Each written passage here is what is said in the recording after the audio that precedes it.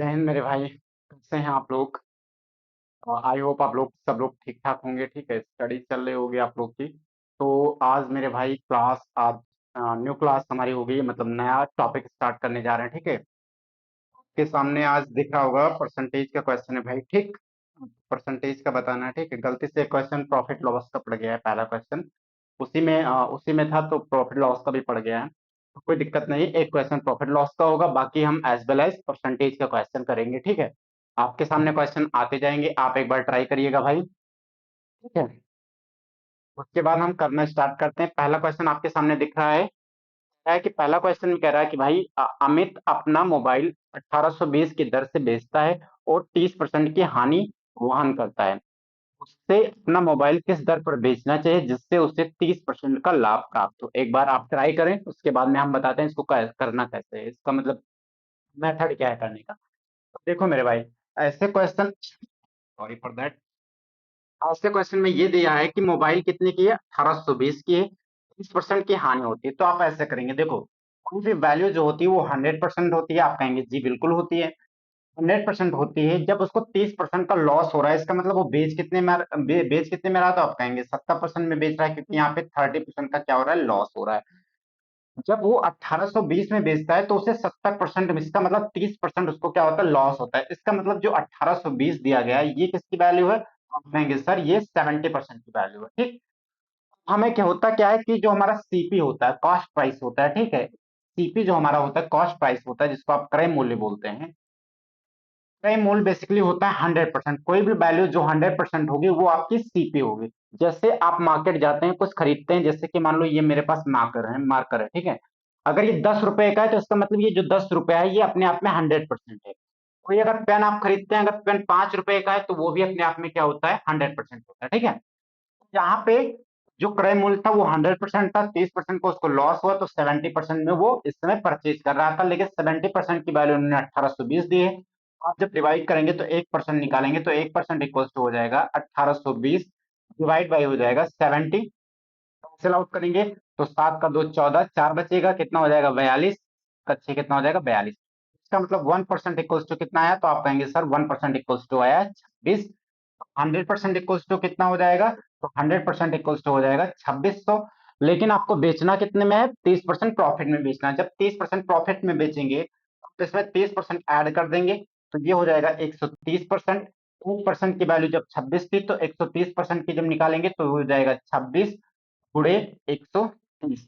13 का 6 कितना होता है, 13 का 13 13 78 होता है। 8 किसमें दिख रहा है मेरे भाई, ये ऑप्शन नंबर बी में दिख रहा है। ठीक है, गुणा भी कर लीजिए, 13 78, 8 हो जाएगा, कैरी कितना हुआ, तो आप कहेंगे 7 हुआ। 13 का 2 26 होता है, 26 4 30 3 33 हो जाएगा। ठीक है, तो आंसर कितना आ गया, 3380। ऑप्शन नंबर बी का यहाँ पे करेक्ट होगा। तो ऐसे आपको करना है। ठीक है, कितना आपको करना है ये आपको समझने के लिए हमने बताया कि जो सीपी होता है, जो क्रय मूल्य होता है वो 100% होता है, 30% के लॉस पे, मतलब 70%।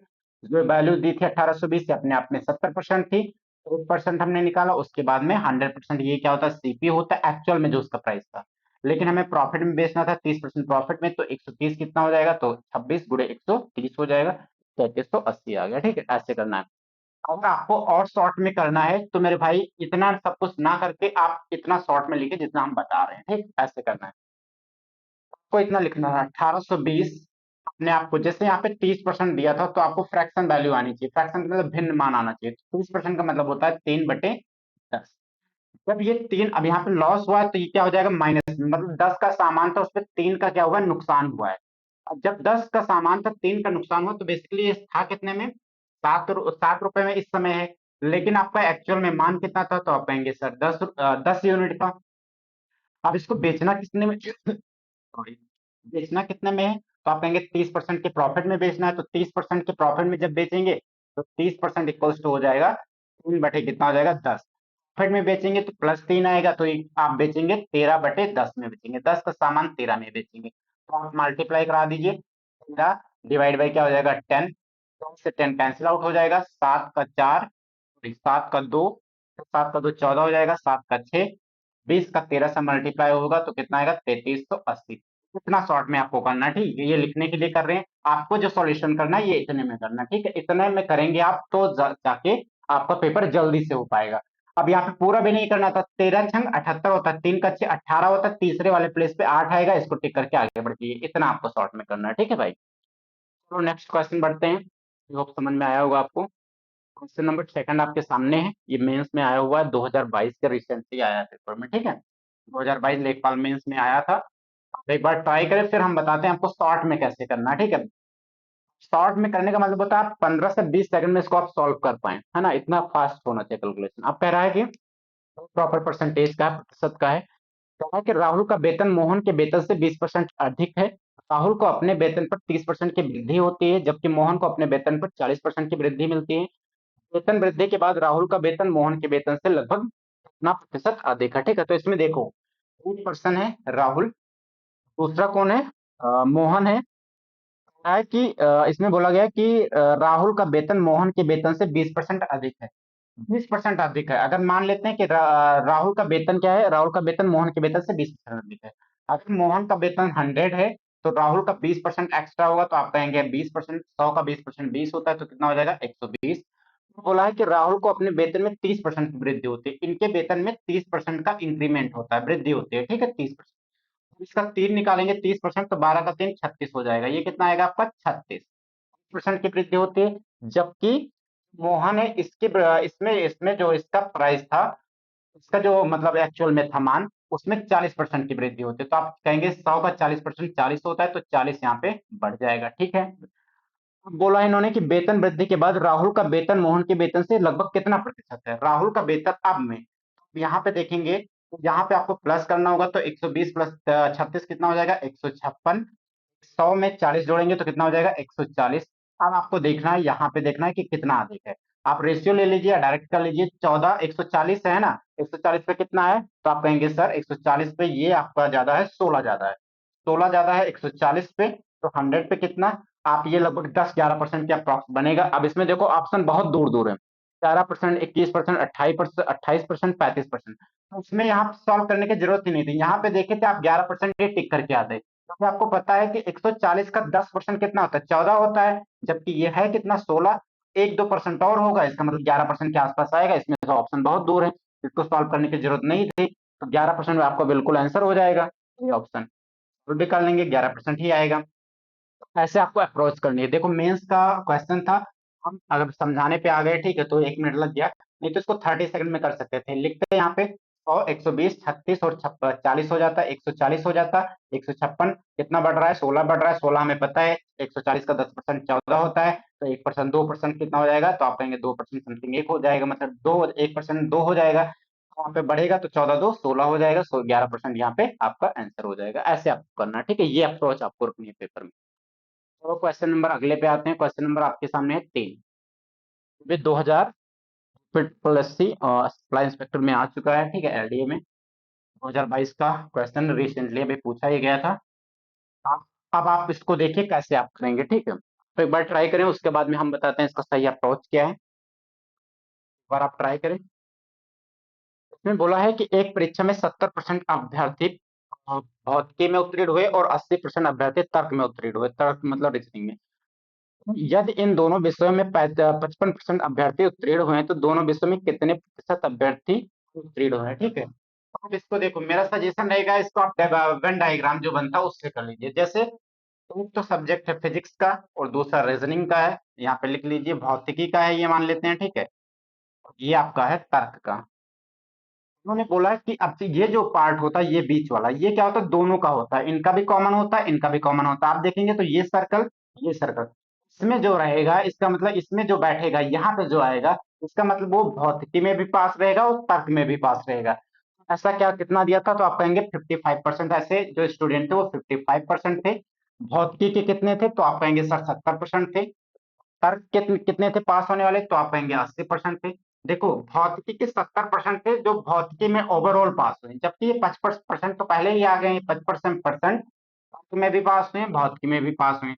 तो इतना देखेंगे, जब 30 वाले पार्ट को देखेंगे जो ओनली भौतिकी में पास हुए, केवल भौतिकी में, तो आप कहेंगे 70 में से आप 55 माइनस कर दीजिए, क्योंकि 55 ऐसे हैं जो तर्क में भी हैं। तो 70 में से जब 55 माइनस करेंगे तो कितना बचेगा, आप कहेंगे 15 बचेगा। 15% हो जाएगा, ठीक है, यहाँ 15 हो गया। अब इसमें देखेंगे तो 80 में से ऐसे सेम ही 80 में से जब 55 घटाएंगे तो कितना बचेगा, 55 5 60, ये 25 बच जाएगा। तो ये 25 जो है केवल तर्क में पास हुए, ये 15 केवल भौतिकी में पास हुए, ये 55 दोनों में पास हुए। अब देखते हैं टोटल पास कितने हैं, टोटल पास स्टूडेंट अगर देखेंगे, ठीक है, रीड, तो रीड देखें 15 55 में 25, ये आपका आएगा 95, ठीक है। 15 55 कितना होता है, तो आप कहेंगे 60 70 हो जाएगा, 70 20 90 5 95, तो ये 95% आ गया। टोटल होते कितने हैं, तो आप कहेंगे सर 100% होते हैं, तो ये 95% क्या है, तो आप कहेंगे पास हैं। तो फेल कितने हैं, फेल हो जाएंगे आपके ना 5% क्या हो जाएंगे, ओवरऑल फेल हो जाएंगे। तो ऑप्शन नंबर आपका बिल्कुल यहाँ पे सही होगा। तो इस तरह से करना है। पर में आए तो फट से आप इनको बनाइए, फिगर बनाइए, फिर आप लिख लीजिए, या फिगर नहीं बनाइए तो अपने मन में ऐसे कर लीजिए कि 55 दोनों में पास हैं, उसके में पास कितने 70, तो आप कहेंगे 15 बच गया, ठीक है। 80 पास है तर्क में, ओवरऑल पास है, जबकि 55 दोनों में पास है, तो बचे कितने 25, 55 तो दोनों में पास है, तो ये हो जाएगा 95, बच कितना गया, ये पास वाले हैं, फेल वाले हो जाएंगे 5। ऐसे आपको करना है, तो इतना आपको पेपर में करना था, हम समझाने के लिए इतना बताते हैं, ठीक है। चलो मेरे भाई अगले क्वेश्चन पे आ जाते हैं, सॉरी फॉर दैट, क्वेश्चन पे लिख क्या है, अगला क्वेश्चन देखते हैं क्या है हमारा। अगले क्वेश्चन पे आते हैं मेरे भाई, क्वेश्चन नंबर आपके सामने है 4। बहुत ही अच्छा है, ये पेट का पूछा हुआ है, प्रॉपरली 2021 में पूछा गया था। एक बार आप ट्राई करें, हम बताते हैं सही अप्रोच है। एक शहर की जनसंख्या में 4% की वृद्धि होती है, परंतु स्थानांतरण के कारण 1/2% वृद्धि वार्षिक तट पर वार्षिक तक क्या हो जाती है, वृद्धि घट जाती है। 3 वर्षों में वृद्धि का प्रतिशत क्या होगा, ठीक है।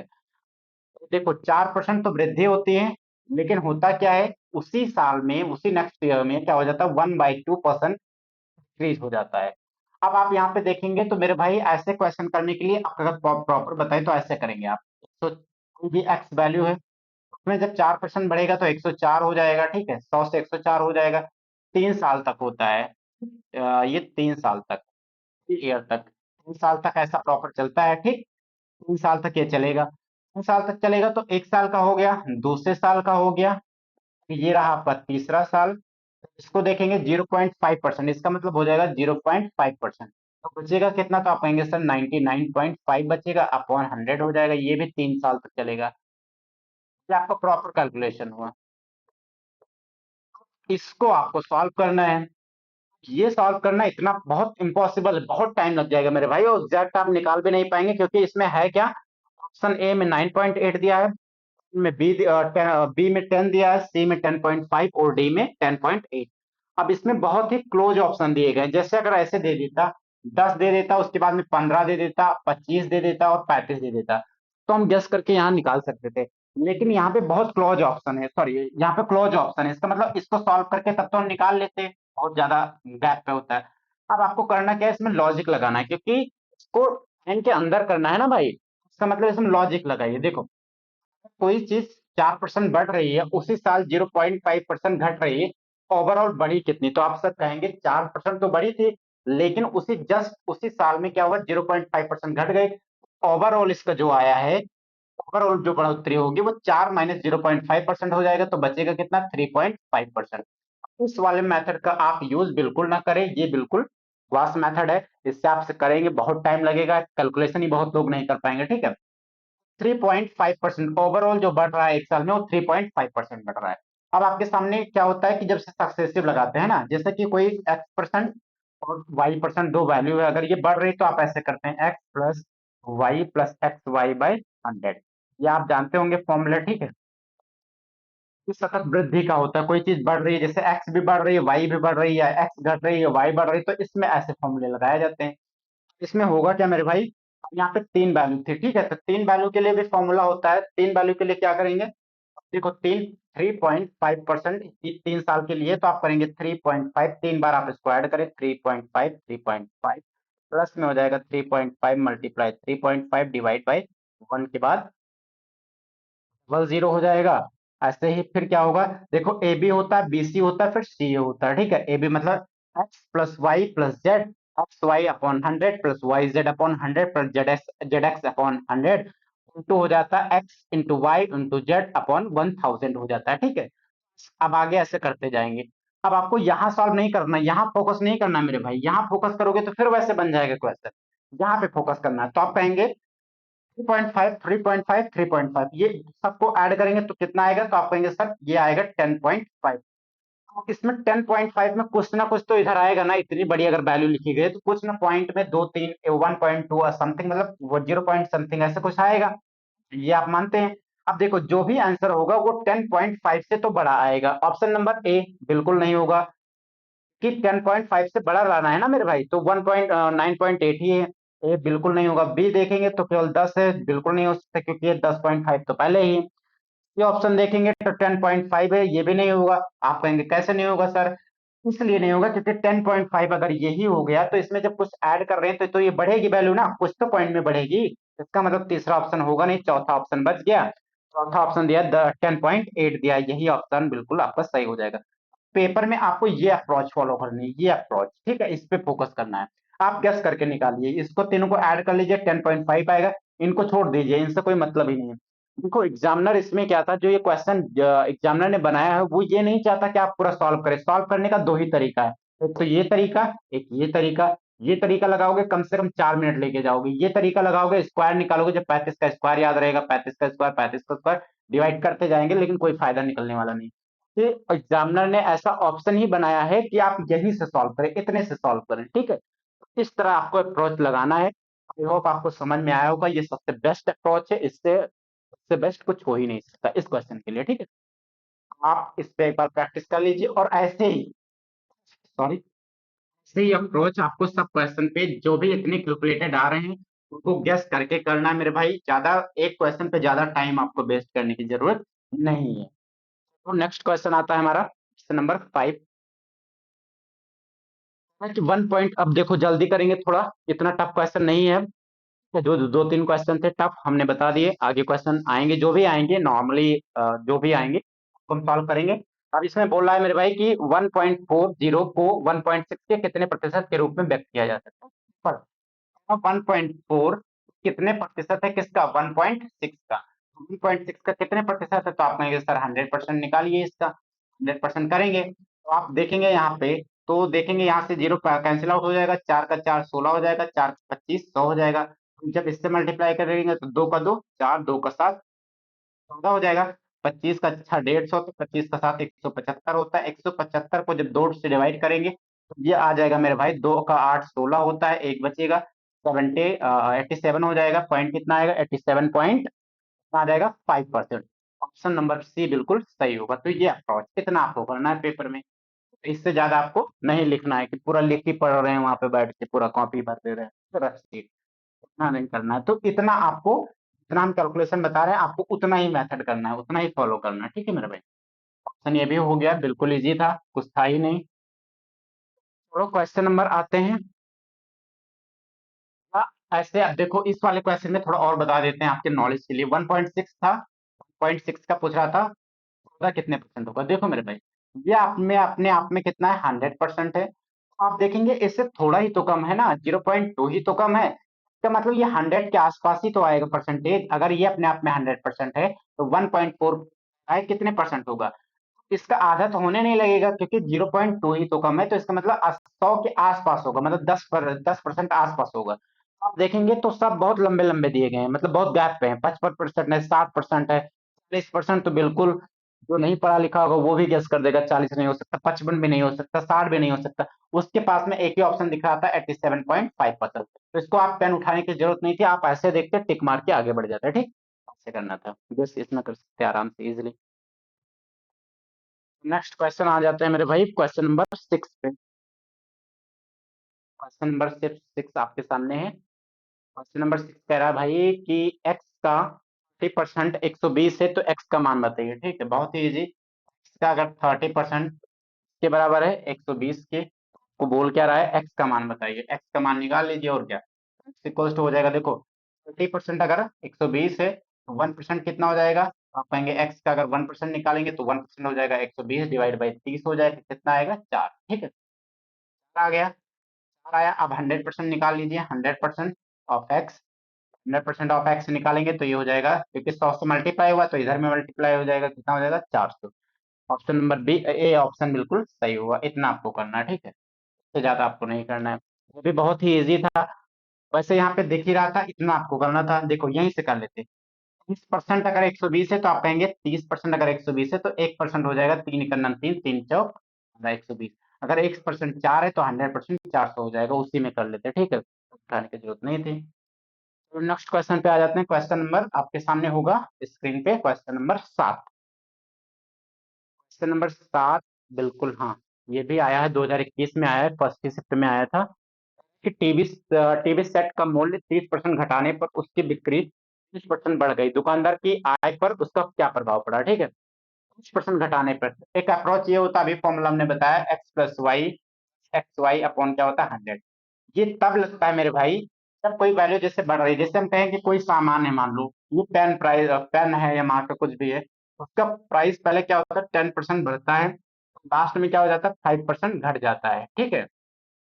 तो ऐसे कह लीजिए कि पहले 10% बढ़ाया जाता है, दोबारा दुकानदार सोचता है कि और अभी प्रॉफिट चाहिए और हमें इसको बढ़ाना है, तो आप 20% फिर बढ़ा देते हैं। तो ये अपने आप में बेसिकली एक्स हो जाता है, ये वाई हो जाता है, इसको वैल्यू यही पुट कर देते हैं, ये एक्स है और ये है आपका वाई। वैल्यू पुट कर देते हैं, एक्स का अगर 10 हो जाएगा, 10 और 20 30 हो जाएगा, 20 का 10 से मल्टीप्लाई होगा 200, 200 को 100 करेंगे 2 आएगा, 20 और 10 का जो एक्चुअल में आएगा सक्सेसिव आएगा, वो आपका निकल के आएगा 22%, ठीक है। तो ये फॉर्मूला होता है। फॉर्मूले पे करना चाहते हैं तो आप कॉपी कर लीजिए एक बार, फॉर्मूले पे भी इसको कर सकते हैं, फॉर्मूले से भी बता दे रहे हैं। 30% घटने पर, जब भी घटने की बात आए माइनस में लगाइए सिंबल। 30% घटने का मतलब होता है -30%। उसके बाद में अगर 20% बढ़ रहा है तो +20% लिख दीजिए, दीजिए यहाँ पे -30 + 20। अब प्लस देखो ये मल्टीप्लाई इनके साथ होगा, एक्स वाई हुआ तो ये क्या हो जाएगा, प्लस माइनस का माइनस हो जाएगा, 30 का 20 600 होता है, डिवाइड बाय 100 हो जाएगा, तो यहाँ पे कैंसिल आउट हो जाएगा, तो -6 हो जाएगा। -36, 36 में -36 में जब 20 जोड़ेंगे तो कितना आएगा, -16%। इसका मतलब ये है जो उसका मूल्य था उसी पर प्रभाव क्या पड़ा है, ये 16% घट गया है। तो आप फॉर्मूले पे इस तरह करेंगे। तो आप फ्रैक्शन से भिन्न से करना चाहते हैं तो इस तरह करिए। ये हमने बताया 30% की जो फ्रैक्शन वैल्यू होती है वो कितनी होती है, 3/10 होती है। देखो कह रहा है टीवी सेट का मूल्य 30% घटने पर, 30% घटा है तो इसका मतलब ये क्या हुआ है, माइनस हुआ है। तो आप कहेंगे सर क्या हो जाएगा, यहाँ पे 10 से कितना हो जाएगा, 3 घटेगा, 10 से अगर 3 घटेगा तो ये कितना हो जाएगा 7। क्या होगा, 20% बढ़ गया है। 20% की जो फ्रैक्शन वैल्यू होती है वो 1/, लिख देते हैं नीचे, 20% इक्वल टू होता है 1/5। एक बढ़ा है यहाँ पे तो 5 से कितना हो जाएगा, तो आप कहेंगे सर 5 से 6 हो जाएगा। ये हो गया, इतना तक तो समझ में आ गया होगा आपको। पहला मेथड हो गया था, दूसरा ये हुआ। 5 से 6 हो गया। आप देखेंगे 10 का 5 कितना होता है 50, 7 का 6 कितना होता है 42। आप इसको 100 बना लीजिए, 2 से मल्टीप्लाई हो जाएगा, 2 से मल्टीप्लाई तो ये 100 हो जाएगा, 100 से कितना हो जाएगा 84, तो घटा कितना है 16%। अब आप कहेंगे सर इसको 100 क्यों बनाए, क्योंकि 100 इसलिए बना रहे हैं क्योंकि कोई भी वैल्यू होती है वो 100% पे ही कैलकुलेट की जाती है, इसीलिए हमने 2 से इधर गुणा किया है तो 2 से इधर भी कर दिया। इसका मतलब कोई 100 का चीज था, अब 84 हो गया तो घट कितना गया 16%। वहां से भी कर सकते थे, यहाँ से भी जल्दी हो जाएगा, यहाँ से भी हो जाएगा। जो भी मेथड आपको अच्छा लगे मेरे भाई लेना। क्वेश्चन नंबर 8 पे आते हैं, आपके सामने दिख रहा है, ये भी 2018 का है भाई, चलो एक बार ट्राई करें। क्वेश्चन नंबर कह रहा है 8 में कह रहा है का वेतन 20 से 80% अधिक है, 1 साल के बाद ए का वेतन 20% बढ़ता है और ए और बी के वेतन का अनुपात 2:1 हो जाता है। और है बी के वेतन में कितने प्रतिशत की वृद्धि होगी, वृद्धि या कमी होगी, ठीक है भाई। तो इसको ट्राई करें एक बार। आप इसको करेंगे तो भाई मेरे ऐसे करेंगे, परसेंटेज की वैल्यू निकालने लगेंगे, आप परसेंटेज में बढ़ाएंगे, ठीक है, ऐसे ही करेंगे आई गेस, मतलब मान के करेंगे एक्स है वाई है, ऐसे नहीं करना है। ऐसे तो बुक में लिखा होता है ना, अगर बुक में लिखा होता तो हम किस लिए हैं, ठीक है, आपको शॉर्ट में बताएंगे। शॉर्ट में कैसे होगा, ए का वेतन 20 से 80% अधिक है, तो यहाँ पे लिखिए ए हो गए, ये क्या हो गए बी। ए का वेतन 80% अधिक है, अगर ठीक है सिंपल मान लेते हैं ये 100 है तो 80% जब अधिक होगा तो कितना हो जाएगा 180 हो जाएगा। दिक्कत यहाँ तो है नहीं। ए के वेतन में 20% की वृद्धि होती है, तो 20% की वृद्धि करेंगे जब, 20% 18 का 2 कितना हो जाएगा 36। आप कहेंगे सर 36 बढ़ गया है, बिल्कुल सही है। यहाँ पे नहीं पता है कि बी के वेतन में क्या बढ़ा है, लेकिन जो इनका फाइनल रेशियो आ रहा है वो 2 कितना आ रहा है 1 आ रहा है, फाइनल रेशियो। तो आप ये देखें, तो 180 में जब 30 बढ़ाता तो कितना हो जाएगा, तो आप 180 में 30 जोड़ेंगे तो हो जाएगा ये 216 हो जाएगा, ठीक है। अच्छा देखो यहाँ पे क्या लिखा है, 2 लिखा है। अच्छा इस 2 में क्या हुआ है कि इस 2 की वैल्यू यहाँ पे लिख के दी गई, क्योंकि ये फाइनल रेशियो, फाइनल अनुपात है ये। तो 2 की वैल्यू इन्होंने 116 216 दी है, तो 1 की वैल्यू हो जाएगी, 2 का डबल ही तो है, 2 का 108 गुना है, तो ये 108 गुना है। अगर ये 108 गुना है तो ये भी 108 गुना हो जाएगा, तो आप कहेंगे 108 गुना यहाँ पे करेंगे, यहाँ पे जो हो जाएगा 108 हो जाएगा। अब देखिए आप, के वेतन में पूछा था कितना इंक्रीमेंट होता है, कितनी वृद्धि हुई थी, तो 100 पे कितना वृद्धि हुआ, 8। जो भी चीजें 100 पे बढ़ती है वही परसेंटेज होती है, ठीक है। अब 100 पे 8 बढ़ा है तो इसका मतलब कितना हो जाएगा, यहाँ पे 8% हो जाएगा। इसका मतलब बी के वेतन में कितनी वृद्धि हुई थी, 8%। क्या ऑप्शन नंबर बी बिल्कुल सही है। से आपको करना है। अगर आप मान के करने लगे मेरे भाई तो कम से कम 3 मिनट लेके जाएंगे, वैसे आप इसको 30 सेकंड में कर लेंगे, इतना कैलकुलेशन भी नहीं था। आप इतना सोचते कि ये 100 है, 180 है, 20% बढ़ाएंगे तो 36 बढ़ जाएगा, अगर 36 बढ़ाएंगे तो 216, 108 गुना 108 तो 8% हो गया। बस इतना माइंड में आपको कैलकुलेट करना था, पूरा नहीं आपकी एक्स वाई मान के कर रहे, एक्स वाई मान के यहाँ पे अब नहीं होता भाई, क्योंकि आपके पास होता है टाइम कम। टाइम का यूटिलाइज करिए और ऑप्शन पे फोकस करिए, पहले ऑप्शन देखना बहुत जरूरी है।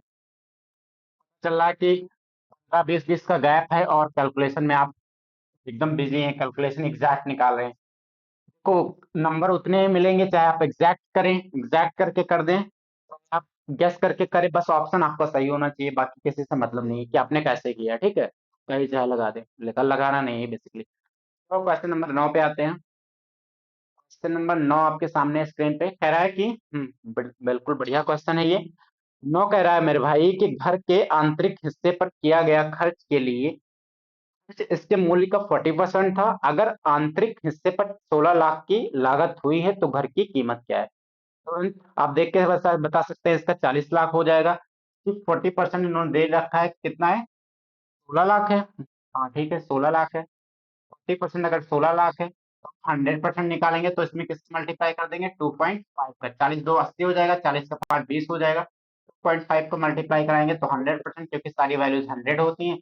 इधर भी 2.5 का मल्टीप्लाई हो जाएगा, तो 16 का 2 32, 16 का 5 80, 8 होता है, तो 32 8 कितना हो जाएगा, 40 लाख।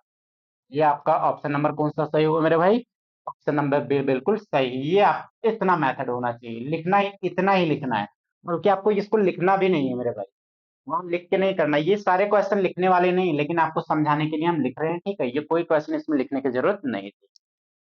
तो नेक्स्ट क्वेश्चन पे आते हैं।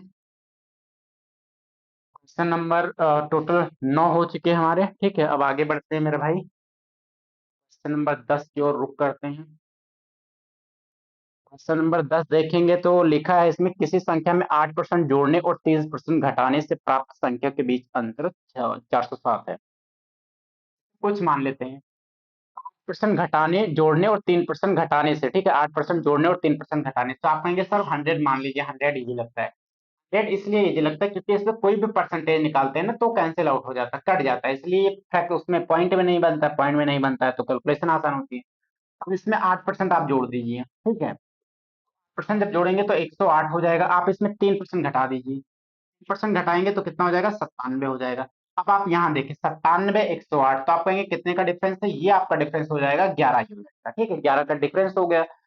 जब 11 का डिफरेंस है, यही आपका 11 दिया है, 407 के बराबर दिया है, कितने गुना है, तो आप कहेंगे 11 का 3, 11 का 7, 37 गुना है ना, कोई दिक्कत तो है नहीं, 37 गुना है। अब आपसे 100 की वैल्यू पूछ रहा था, 100 में किसका मल्टीप्लाई, 37 का, तो ये आपका निकल के आएगा 3700 आ जाएगा। ऑप्शन नंबर आपका ए बिल्कुल सही होगा। ये ऐसे करना है मेरे भाई, ये होता है मेथड, सॉल्व करने का प्रॉपर मेथड ये होता है, मतलब प्रॉपर नहीं, शॉर्ट मेथड होता है, इस तरह से आपको अप्रोच करना है, ठीक है। या इतना लिखना नहीं था तो आप ऐसे करिए, देखो, अगर हम कहने लग जाएं कि मेरी जो इनकम है आपकी इनकम से 8% क्या है, ज्यादा है, और आपकी इनकम किसी और से 3% कम है, मतलब 3% कम है, देखेंगे यहाँ पे 8% और 3%, इन दोनों का डिफरेंस ही तो निकालना था। वो क्या है, 8% जोड़ा जाता है, एक 3% घटाया जाता है, तो टोटल डिफरेंस कितना आएगा, तो आप कहेंगे सर 11 का आएगा, तो यहाँ लिखने की जरूरत नहीं थी, तो अगर 11 का आया तो ये 407 के बराबर है, 37 गुना है तो 100 निकाल लीजिए, 3700 आ जाएगा। आपको करना था, बहुत बड़ा क्वेश्चन नहीं था, बहुत ही शॉर्ट था, 10 सेकंड लगेंगे ज्यादा से ज्यादा, जो ऑप्शन पे ही कर देंगे। क्वेश्चन नंबर, चलो आज कुछ एक्स्ट्रा कर लेते हैं मेरे भाई, क्योंकि परसेंटेज टॉपिक ही बड़ा है। क्वेश्चन नंबर 11 पे आ गए, है कि यदि कोई संख्या 10% बढ़ा देने से 242 हो जाती है तो मूल संख्या क्या है। कैसे करेंगे सर? कोई एक्स, इसको 10% बढ़ाया जाता है, 10% बढ़ाया जाएगा तो ये हो जाएगा 1.1x हो जाएगा। किसके बराबर है? 242 के बराबर है। तो कितने गुना है? तो आप कहेंगे सर ये तो 11 का 2 22, और फिर 11 का 2 22 हो जाएगा, फिर बचा 22, ये 220 गुना है, यही तो है 220 गुना है। जब 220 गुना है तो यही ऑप्शन हो जाएगा आपका आंसर, क्योंकि 1%, वो 100% बोला था कि एक्चुअल में एक्स क्या है, एक्स निकल के आया 220। कैसे समझे? 1.1x इक्वल्स टू 242 के बराबर है। 1 इक्वल्स टू हो जाएगा 242 डिवाइड बाई 1.1, तो ये निकल के आएगा 220। इतना आपको करना था। ऐसे भी कर लीजिए, या एक्स पे फोकस मत करिए, ठीक है? एक्स की जरूरत नहीं, एक्स एक्स मानेंगे आप कंफ्यूज हो जाएंगे। तो 10th से ही पढ़ते आ रहे हैं ना, एक्स एक्स के चक्कर में बहुत कंफ्यूज होते थे, पता है, क्योंकि हम भी वही हमें भी वही दिक्कत लगती थी। तो इसको फ्रैक्शन में कन्वर्ट करिए, देखो 10% हो जाएगा आपका 1 बाय, अच्छा 10% बढ़ तो रहा है, तो इसका मतलब कोई वैल्यू 10 थी, अब कितनी हो गई? तो एक बढ़ के कितनी हो गई? 11। 11 की वैल्यू 242, कितने गुना? 22 गुना। तो यहाँ पे आपको 22 गुना है ये वैल्यू, तो ये भी 22 गुना हो जाएगा। तो 22 गुना होगा तो ये हो जाएगा 220। ये आपका, यहाँ से आपका जो है का सेकंड मेथड है, सेकंड मेथड इसको बोल सकते हैं, और ये फर्स्ट मेथड है, ठीक है? दोनों ही इजी हैं और दोनों ही जल्दी हो जाएंगे, इसमें टाइम नहीं लगेगा मेरे भाई। इसको भी कर सकते हैं, हाँ इसको करेंगे तो आप वैसे ही कर पाएंगे, मतलब क्या है कि वर्बली कर लेंगे।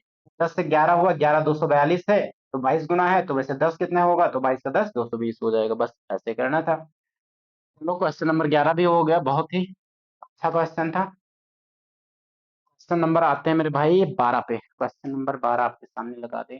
क्वेश्चन नंबर 12 आपके सामने है, दो संख्याओं का अंतर बड़ी संख्या के 20% के बराबर है, यदि छोटी संख्या 12 हो तो बड़ी संख्या क्या है? दो संख्याओं का अंतर बड़ी संख्या के 20% के बराबर है, ठीक है? कोई दो संख्या है एक्स एंड वाई, तो इसको पहले डिटेल में समझा देते हैं, फिर शॉर्ट में बता देंगे। एक्स और वाई दो संख्या है, इन दो बड़ी संख्या का अंतर के क्या है? 20% के बराबर है। 20% का मतलब क्या होता है? तो 20% कहेंगे सर, 20% होता है 20/5।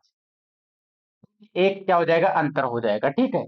तो एक अंतर हो जाएगा, इसका मतलब एक वैल्यू रही होगी 4 यूनिट और एक वैल्यू रही होगी 5 यूनिट।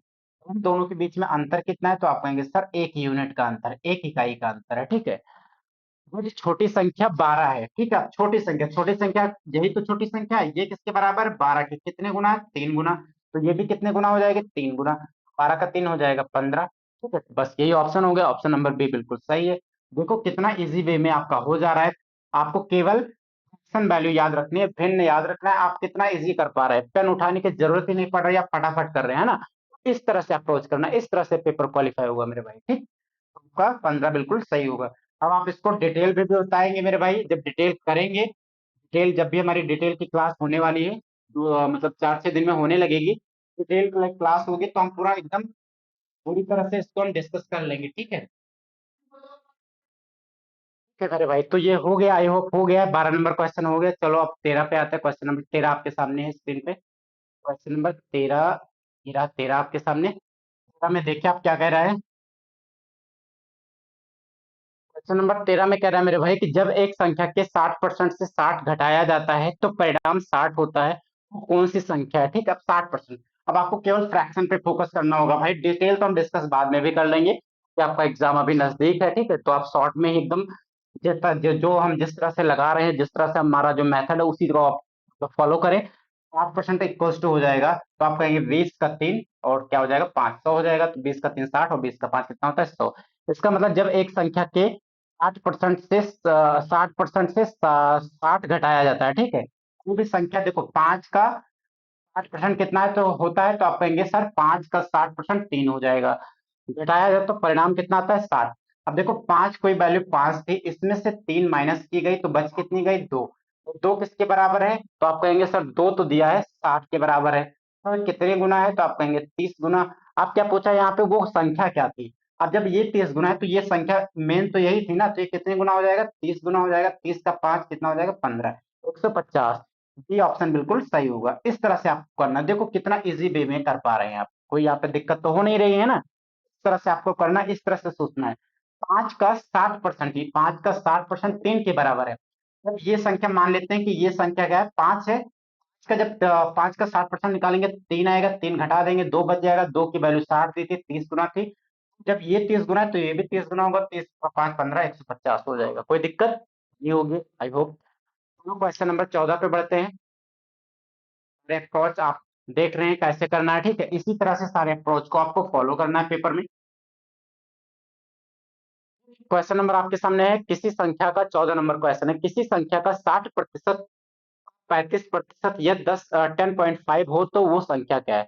किसी संख्या का 60%, मान लेते हैं संख्या क्या है एक्स, एक्स का 60%, तो आप लिखेंगे एक्स का 60%, आप फ्रैक्शन में ही लिखिए। 60% का मतलब 20 का 30, 20 का 3 60 होता है, 5 हो जाएगा, ठीक है। किस एक्स का 60% का 35%, 35 निकालेंगे तो 35 बटे कितना हो जाएगा 100, या आप ऐसे डायरेक्ट लिखिए 5 का 7 35, 5 का 20, 100। वो किसके बराबर है, 0.5 के बराबर है। तो आप देखो यहाँ पे 10.5 के बराबर है, तो यहाँ पे कैंसिल आउट कर लीजिए, 7 बन जा, वो ऐसे कर लीजिए, 7 का 3 21 हो जाएगा। 21 कितनी बार जाएगा, तो आप सर कहेंगे कि 21 ये 5 बार जाएगा, ठीक है। तो ये कैंसिल आउट हो जाएगा कितनी बार, 0.5 बार।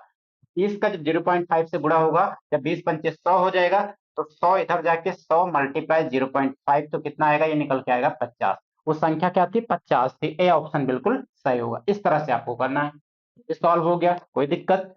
ठीक है, कोई भी डाउट हो तो आप जरूर पूछिएगा।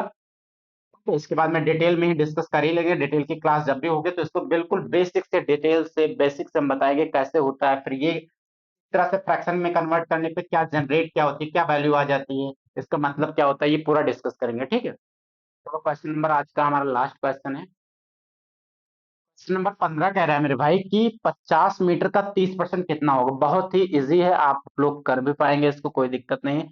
50 मीटर का 30% है, 50 मीटर का आपको निकालना है 30%। 30% की फ्रैक्शन वैल्यू 3/10 होती है। इसका नाम 10, 10 बचे 50, कितना आ जाएगा 15। बिल्कुल ऑप्शन क्या था। अब इसमें भी पेन उठा रहे हैं तो बहुत दिक्कत वाली बात है, पेन नहीं उठाना है। ये आपका हो गया 15। तो मेरे भाई प्रतिशत की आज पहली क्लास थी। ऑलरेडी हम लोग नंबर सिस्टम संख्या पद्धति पढ़ चुके हैं। ये हमारी प्रतिशत की पहली क्लास थी। हम लोग ने 15 क्वेश्चन टोटल, यहाँ पे आप देखेंगे तो 15 क्वेश्चन हम लोग सॉल्व किए हैं। और बहुत अच्छा हमने मेथड बताया है कि इस मेथड से आपको करना है। यही मेथड अगर फॉलो करेंगे तो कोई भी एग्जाम क्रैक कर लेंगे, कोई भी एग्जाम हो, वनडे कोई भी एग्जाम हो, ठीक है। तो इस मेथड का आपको फॉलो करना है। अगर आपको कोई डाउट हो तो आप कमेंट बॉक्स में पिन कर दीजिएगा, ठीक है। नेक्स्ट डे हम वो डिस्कस कर लेंगे, ठीक है। बाकी कॉन्सेप्ट की क्लास होने वाली है, उसको आप जरूर ज्वाइन करें। तो आज की क्लास यहीं खत्म करते हैं। जय हिंद मेरे भाई, बाय।